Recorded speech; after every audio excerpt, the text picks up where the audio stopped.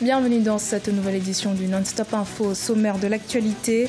Lomé va abriter 3 sommets dont une rencontre conjointe CEDEAO-CEAC consacrée à la lutte contre les extrémismes et le terrorisme à partir de ce lundi 30 juillet.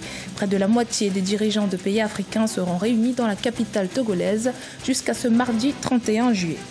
C'est le jour J. Les Zimbabwéens se rendront aux urnes ce lundi afin de choisir leur prochain président. Les premières élections générales organisées dans le pays depuis le départ de l'ancien président Robert Mugabe en novembre 2017. Et puis, découverte de l'artiste camerounaise Daniela Aranda. À 27 ans et 5 ans de carrière à son actif, son premier album est attendu pour fin 2018. Lomé, la capitale togolaise, accueille à partir de ce lundi 30 au mardi 31 juillet 3 sommets de chefs d'État. L'un d'eux est celui de la CEDEAO. La crise qui secoue le Togo depuis août 2017 sera notamment le point focal de cette rencontre. Une feuille de route de sortie de crise très attendue par les Togolais devrait être livrée au sortir de ces discussions. Mais avant cela est prévu ce lundi le sommet conjoint CEDEAO-CEAC. La rencontre entre les deux grandes organisations régionales portera notamment sur la lutte contre la radicalisation et les extrémismes. On écoute à ce propos Robert Dussé, ministre des Affaires étrangères du Togo. Le premier rendez-vous qui est celui du sommet conjoint CEDEAO-CEAC traitera spécifiquement la question de la lutte contre le terrorisme. Et les 26 pays vont décider de prendre une déclaration lors de ce sommet, une déclaration qui va engager chacun des chefs d'État afin de préserver la paix et la stabilité dans son espace régional. Nous n'avions jamais vu les communautés économiques régionales travailler ensemble. Et nous pensons qu'il faut encourager cette innovation, encourager la coopération interrégionale. L'UEMOA est dans une phase plus ou moins active de convergence des monnaies. Mais en parlant même de l'UEMOA, c'est d'abord la CEDEAO, parce que la CEDEAO, théoriquement, doit en 2020 aller vers une monnaie unique. Mais nous sommes sûrs que le chemin, comme vous le saviez, pour aller vers une monnaie unique n'est pas un chemin facile. Mais déjà au niveau de l'UEMOA, nous avions des problèmes internes que les chefs d'État et de gouvernement discuteront. La CEDEAO a trois sujets à l'ordre du jour. Nous parlerons bien sûr des élections en cours au Mali, de la situation interne en Guinée-Bissau et bien sûr du Togo. 2 médiateurs sont nommés, le président Alpha Condé de la Guinée-Conakry et le président Nana Akufo-Addo du Ghana, qui sont les médiateurs de la CEDEAO. Ils présenteront à leur père la feuille de route de sortie de crise pour le Togo. Les Zimbabwéens aux urnes ce lundi. Le pays compte entamer une nouvelle page de son histoire après 37 ans de règne de l'ex-président Robert Mugabe. Un scrutin dans lequel son ancien bras droit et successeur Emmerson Mnangagwa semble partir comme favori. Face à lui, 22 autres candidats, dont Nelson Chamisa, leader de l'opposition. Ashley Duprat. C'est une élection historique qui se profile au Zimbabwe. Le 30 juillet, des milliers d'électeurs se rendront aux urnes pour choisir leur président au terme d'une campagne électorale relativement calme, comme annoncé par le président Emmerson Mnangagwa. Notre président nous a promis des élections libres et transparentes, les premières du genre au Zimbabwe. Il s'agit pour le pays de tourner définitivement la page de l'ère Robert Mugabe, qui après 37 ans de règne, s'est résigné à quitter le pouvoir en novembre dernier. Ancien proche de Robert Mugabe et actuel président par intérim, Emmerson Mnangagwa est donné favori. Favoris parmi lesquels on compte également Nelson Chamisa, leader du MDC. Néanmoins, pour certains électeurs, face aux nombreux obstacles que traverse le pays, peu importe à qui reviendra le fauteuil présidentiel. Peu importe qui gagne cette élection, ce que nous attendons, ce sont des actions, que les promesses de campagne ne soient pas juste des paroles en l'air.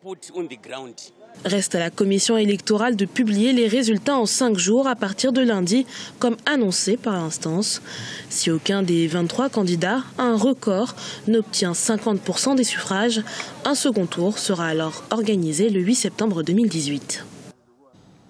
Les Maliens étaient également aux urnes ce dimanche 29 juillet dans le cadre du premier tour de l'élection présidentielle. Un premier tour qui s'est bien déroulé dans l'ensemble dans la capitale Bamako, selon les missions d'observation nationales et internationales. En revanche, certains heurts ont été enregistrés dans les régions centre et nord du pays, qui représentent près de 37% du corps électoral. À Tombouctou, par exemple, la COSEM, la coalition pour l'observation citoyenne des élections au Mali, qui a envoyé 1000 observateurs sur le terrain, rapporte que 17 urnes auraient été dérobées dans la nuit du 28 au 29 juillet. En conséquence, les bureaux des 4 centres n'ont pas pu ouvrir. 21 millions de dollars, c'est le montant estimé des investissements japonais au Rwanda. Le pays du soleil levant veut renforcer sa présence au Rwanda, notamment dans les secteurs de l'agroalimentaire, des technologies de l'information et des finances. Reportage de notre correspondant Fraten Dakiaisenga. Une quarantaine d'hommes d'affaires japonais représentant 28 entreprises a clôturé sa visite de 3 jours au Rwanda ce 26 juillet 2018. Dirigé par le vice-ministre parlementaire des Affaires étrangères du pays, Manabu Ori, ces hommes d'affaires étaient en quête des opportunités d'investissement au Rwanda. Si vous voulez une porte d'entrée en Afrique, si vous voulez vraiment investir en Afrique, le Rwanda est un point d'accès stratégique parce qu'on est situé au centre du continent, on parle français et anglais, qui sont les 2 langues les plus parlées sur le continent.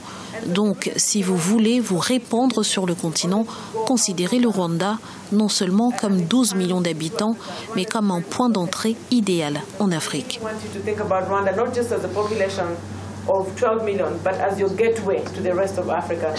Selon les statistiques publiées par l'Office rwandais de développement, les investissements japonais s'élèvent à 21 458 millions de dollars américains et ont créé plus de 170 emplois.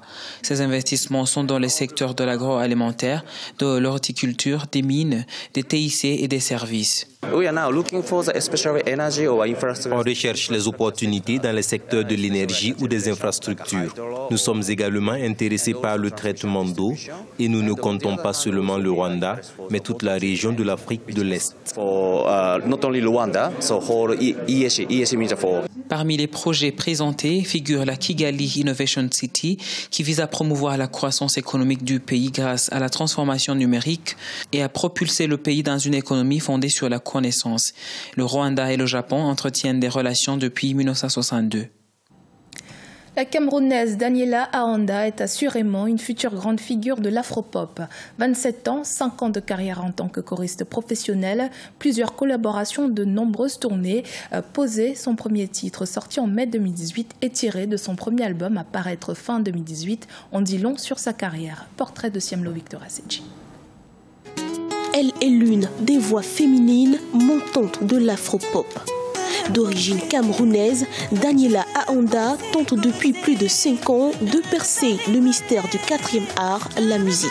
C'est en novembre 2014 qu'elle a débuté sa carrière de choriste internationale auprès d'artistes de renom tels que Wally Seck, Sidiki Diabaté ou encore Didier Awadi, grâce à qui elle polie chaque jour son style musical. Son titre Posé, sorti en mai 2018, en dit long sur son talent. Un jour, je suis allée à un spectacle de Didier Awadi. Il a fait un open mic à la fin de son show et j'ai pris le micro, j'ai chanté. Il m'a dit tu chantes bien toi et tout. Ce serait bien que tu viennes me montrer ce que tu fais au studio Sankara et tout, qu'on puisse discuter. C'est comme ça que je me suis retrouvée à faire les chœurs. Mais Daniela Ahonda n'a pas encore fini de surprendre.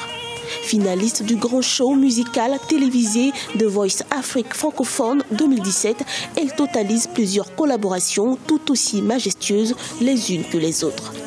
Entre amour et faits poignants de société, la nouvelle étoile veut positivement impacter la jeunesse africaine.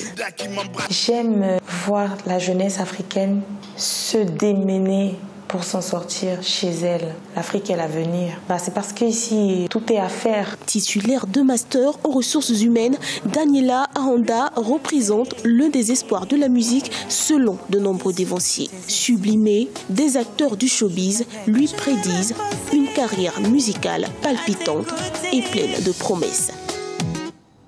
C'était le journal de la rédaction. Merci de votre fidélité. Dans un instant, une nouvelle édition de l'actualité sur Africa 24.